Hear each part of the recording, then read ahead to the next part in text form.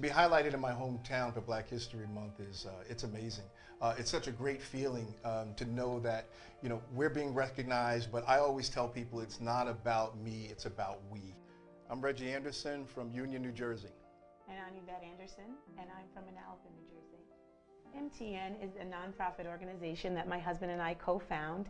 Our organization is geared toward meeting the needs of those who need it the most. We do 9 projects of promise a year. Free food pantry, and we are moving into a transformation center to help make sure that the community has the resources and tools that they need to have a better way of life. Absolutely. I started the organization about 11 years ago. I came to him asking him if we could give back to the community. And I said, how much is this going to cost? I wanted to give back to the community the way that the community gave to me when I was growing up, because I grew up a family in need. So and modeling after what my grandparents instilled in me, I wanted to be able to share that now that I was in a position to. So he came along willingly, and we started out doing 25 families for Thanksgiving, and it just birthed the organization. But in 2014, unfortunately, we lost our son. Yep. I had severe preeclampsia that went into a pulmonary embolism. So we ended up taking our hardship and turning it into honoring our son during Christmas. So we have RJ's Toy Chest named after him, and about 1,800 children receive toys for Christmas each year. This wonderful young lady gave them not only toys, we did, but also a party, which was amazing. So we had a DJ, we had Santa come, we had food. It's a big deal for them because they're special needs kids. Yeah. So for them, they're not expecting much. So when we come there with Santa, even though some of them may be 18 years old, they act as if they're 7. So seeing Santa is a big deal for them. So we love doing that every year. And this year we couldn't do it, but we were able to still bring them toys for the holiday. And knowing that they're getting exactly what they ask for is the biggest piece of it, because so often these kids go without. So knowing that we can bring them some joy during the holidays means the most. The number of families that receive during our events and distribution vary depending on the project. So like I said earlier, we do about 1,800 kids for Christmas. This year we did 1,000 homeless during our Friends Feed Homeless. Thanksgiving we do every year, where families get a huge 20-quart tote filled with everything that they need to make. And they are heavy. They are. Heavy. He gets on me about that. So I have to lift them. But I want to make sure that families get everything that they need to have a proper Thanksgiving dinner the way that I do.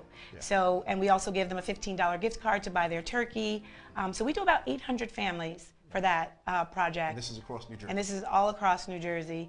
Yeah. And we do about 800 backpacks for back to school, and that's under our Packs of Success. So kids get a backpack filled with all the essentials that they need for back to school. And one thing about the backpacks is that, again, she goes over the top. So Always, not only always. giving backpacks out, it's not just handing a backpack. She actually created an event for the kids. So I think that was something amazing. The feedback that we got from the parents was awesome, because the way that Yvette said that she wanted to give it to them is she wanted to give them just a great day, almost like some kids don't have the opportunity to go on vacation. Right. So when I envision it, I think about me being a child in need and the things that I went through in school, because I grew up in Manalapan, and it's an affluent area. So I didn't always go on vacations, seldom went to Great Adventure, even though I lived nearby, because we couldn't afford it. So the first thing a teacher asks when you get back to school from summer vacation is, what did you do over summer break?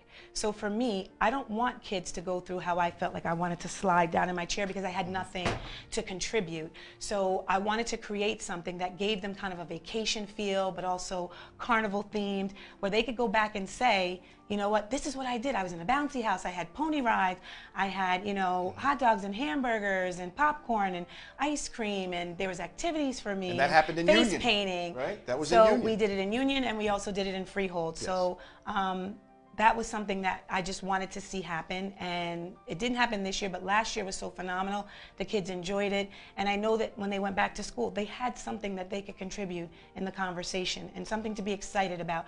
And that's what sometimes we forget that kids in need don't have, and that messes with their self-esteem, and we want to make sure that we always encourage them and uplift them however we can. As a black man in America, it makes me feel proud to have an impact on so many communities throughout New Jersey. You know, I get people that pull me to the side after they've come to our events, and they'll say, you know, hey, Reggie, this is just amazing. We appreciate the work that you're doing, but also, you know, now we see things through a different lens. Yes. When we come out. We have conversations with people, so the people on the receiving end also say the same thing. You know, we have the opportunity to not service just one demographic, but tons of demographics throughout New Jersey. So there's that unity opportunity that we always have, where everyone's learning and understanding each other, and that's what I'm most proud of. So I think the bigger piece is that, like you said, with unifying the communities that we serve, the beauty of MTN is being able to have both demographics on both sides, receiving and also distributing. And I think that that helps our volunteers get a better understanding of the people that are in their community that they may not interact with on a daily basis. And it also changes their view on how they view black people to me. Because when they come and volunteer with Reggie and I'm pretty sure that coming in, they have a preconceived notion about who we are and what we're going to be like, and then we get to change that through their interaction with us and MTN. And then we hope that through that interaction with us, that when they go back to their friends and they're talking with their families, that now the things that they see on TV and the way that sometimes we are viewed as black people, they can say, wait a minute, no, I volunteer with this organization and those two people are phenomenal. So those are some of the things that make me proud of what we're doing, because the demographics that we serve is all over the board. So we want to make sure that we're always keeping everybody well connected. Goals and visions for MTN. We're looking to expand our transformation effort. We want a person to come through the doors of MTN and then coming out the doors a different person altogether. You know, I was called upon a while ago by someone in my industry. The person stated to me, Reggie, we're looking for a better person. The people that I recommended for a job at one time, they weren't qualified, and I thought they were. So, you know, the conversation I had with that person is, you know, how do I get these people to meet that expectation? Right now, I think there's a huge opportunity through MTN where they can come through our doors, enhance skills, and then come out a different person ready for the market. And in this turbulent time, we really have to learn to pivot. That's right.